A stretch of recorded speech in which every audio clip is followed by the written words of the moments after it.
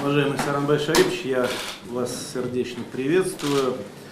Еще раз поздравляю с избранием на должность президента Киргизской Республики. Желаю вам успехов в этой весьма непростой работе.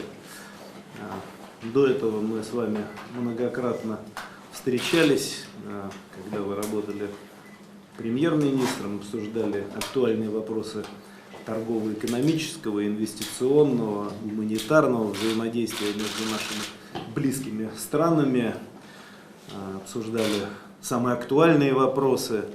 Ну и, конечно, мы надеемся на сохранение преемственности того, что было сделано и вами в качестве премьера, и предыдущим президентом. Вот. Ну и, конечно, установление полноценных рабочих отношений с правительством, продолжение тех контактов, которые ведутся. Вот. За последние годы наши отношения двусторонние, я имею в виду период последних лет, вышли на новый уровень.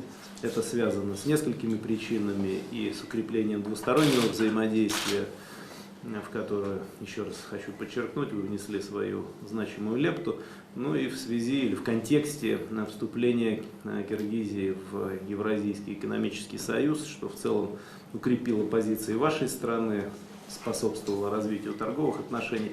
Вот поэтому мы надеемся на продолжение сотрудничества и на этих направлениях, на этих, как принято говорить, треках.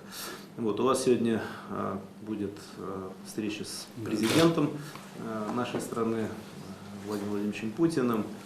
Вот, ну и, конечно, хотел бы специально отметить, что ваш первый визит в качестве главы государства проходит в нашу страну, что, безусловно, подчеркивает роль, место и значение наших отношений в внешнеполитической повестке дня Киргизской Республики, ну и создает основу для прочных отношений на будущее.